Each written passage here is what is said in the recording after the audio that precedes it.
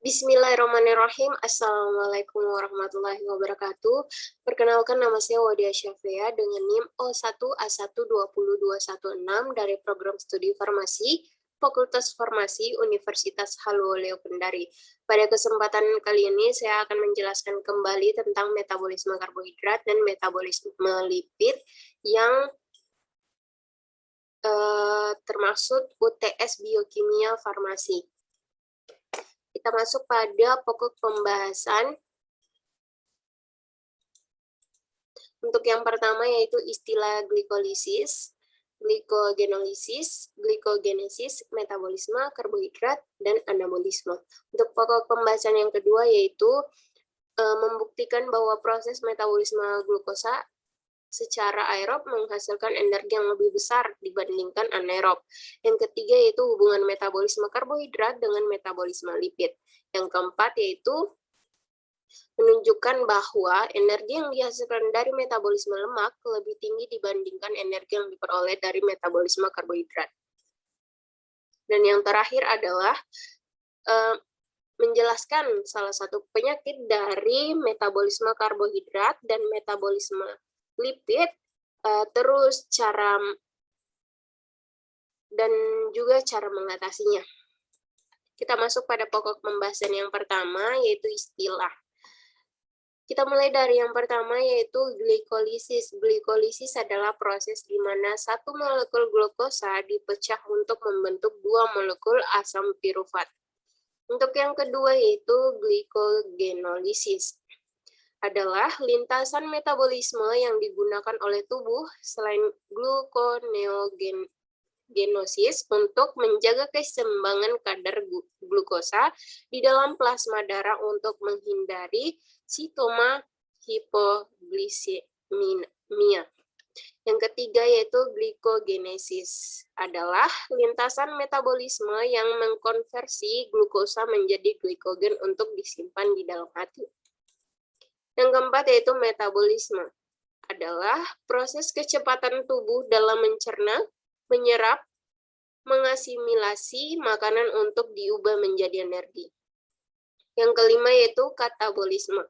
Katabolisme adalah lintasan metabolisme yang merombak suatu substrat kompleks molekul organik menjadi komponen-komponen penyusunnya sambil melepaskan energi. Pada umumnya itu berupa ATP. Dan yang terakhir yaitu anabolisme. Anabolisme adalah lintasan metabolisme yang menyusun beberapa senyawa organik sederhana menjadi senyawa kimia atau molekul kompleks. Kita masuk pada pokok pembahasan yang kedua, yaitu membuktikan bahwa aerob itu menghasilkan energi lebih besar dibandingkan anaerob. Perbedaan antara respirasi aerob dan anaerob adalah aerob menggunakan oksigen, sedangkan anaerob itu tidak. Selain menggunakan oksigen untuk melakukan respirasi aerob, makhluk hidup juga membutuhkan glukosa. Zat ini bisa didapatkan melalui makanan mengandung karbohidrat yang sudah diolah oleh enzim-enzim di sistem pencernaan. Contohnya itu nasi yang memiliki kandungan karbohidrat, sehingga setelah dikonsumsi dapat menghasilkan glukosa yang nantinya digunakan untuk pembentukan energi di dalam tubuh. Sedangkan respirasi anaerob adalah reaksi perombakan karbohidrat. Dalam hal ini, glukosa yang dihasilkan itu energi tanpa menggunakan oksigen. Respirasi anaerob ini tergolong katabolisme karbohidrat karena dia memecah dan menyederhanakan glukosa. Nah, selain itu, jumlah ATP atau energi yang dihasilkan juga lebih sedikit. Jika respirasi aerob, satu molekul glukosa bisa menghasilkan 36 ATP bersih, respirasi anaerob hanya bisa menghasilkan 2 ATP saja. Jadi ini terbukti bahwa aerob itu menghasilkan energi yang lebih besar dibandingkan anaerob. Kita masuk pada pokok pembahasan yang ketiga, yaitu hubungan metabolisme karbohidrat, metabolisme lipid, metabolisme karbohidrat dan metabolisme lipid. Hasil akhir pencernaan lemak yang berupa gliserol akan memasuki jalur metabolisme karbohidrat melalui reaksi antara glukosa dan pirufat. Pirufat itu gliserol pirufat yang masuk jalur metabolisme karbohidrat.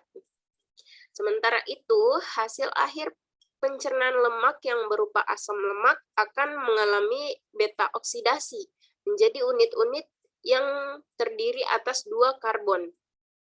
Setiap unit dua karbon akan mengikat satu molekul KOA menjadi molekul asetil KOA yang dapat masuk ke dalam jalur metabolisme karbohidrat. Gliserol dapat berubah menjadi glukosa atau pirufat tergantung kebutuhan sel akan energi. Demikian halnya asetil KOA. Jika sel tidak membutuhkan energi, maka asetil KOA yang berasal dari beta oksidasi akan disintesis kembali menjadi komponen lemak. Karbohidrat pun jika berlebih itu akan diubah menjadi lemak yang disimpan di jaringan lemak di bawah kulit atau jaringan adiposa. Kita masuk pada pokok pembahasan yang keempat, yaitu menunjukkan bahwa metabolisme karbohidrat itu energinya lebih besar daripada metabolisme lipid. Kita dapat lihat di sini metabolisme karbohidrat itu dalam 1 gram karbohidrat sebesar 4 kilokalori atau 16,8 joule. Sedangkan metabolisme lipid dalam 1 gram lemak itu menghasilkan 9 kilokalor atau 37,8 kilojoule. Nah, bisa dilihat di sini dari perbandingannya saja sudah berbeda jauh. Nah, dapat disimpulkan bahwa metabolisme lemak lebih tinggi dibandingkan energi yang diperoleh dari metabolisme karbohidrat. Kita masuk pada pokok pembahasan yang terakhir, yaitu menyebutkan salah satu penyakit dari metabolisme karbohidrat dan metabolisme lipid. Kita mulai dari metabolisme karbohidrat. Penyakit terkait gangguan metabolisme karbohidrat yaitu diabetes.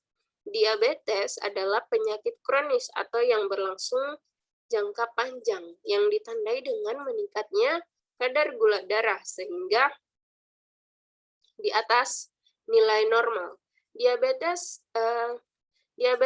mellitus atau kencing manis adalah penyakit akibat gangguan metabolisme karbohidrat yang disebabkan oleh jumlah insulin yang kurang atau karena kerja insulin yang tidak optimal, sehingga insulin tidak bisa masuk ke dalam sel dan hanya menumpuk di pembuluh darah. Nah, untuk mengatasi penyakit ini bisa dilakukan dalam 8 cara, yaitu yang pertama, batasi jumlah kalori, yang kedua, perhatikan jenis bahan makanan, yang ketiga, pastikan konsumsi serat, yang keempat, pilih olahraga yang tepat, yang kelima, banyak minum air, yang keenam, pilih makanan dengan indeks glikemik rendah, yang ketujuh kontrol stres, dan yang kedelapan monitor kadar gula darah secara rutin.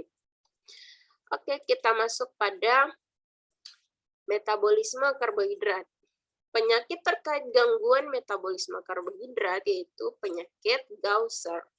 Penyakit Gaucher adalah penyakit yang membuat tubuh tidak mampu memecah lemak, sehingga lemak itu menumpuk di hati, limpa, dan sumsum tulang. Gangguan ini akan memicu kerusakan tulang.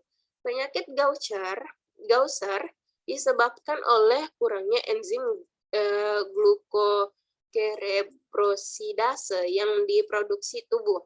Enzim ini bertanggung jawab untuk memecah zat kimia pada tubuh. Pencegahan kondisi penyakit Gaucher setidaknya dapat dibantu dengan penerapan gaya hidup sehat, dengan mengonsumsi makanan sehat, berolahraga, dan menghindari stres. Istirahat yang cukup juga dapat membantu meminimalisir penyakit Gaucher. Oke, mungkin itu saja. Berikut adalah daftar pustaka dari materi ini. Terima kasih telah menonton sampai akhir. Akhir kata saya ucapkan, wabillahi taufiq wal hidayah. Wassalamualaikum warahmatullahi wabarakatuh.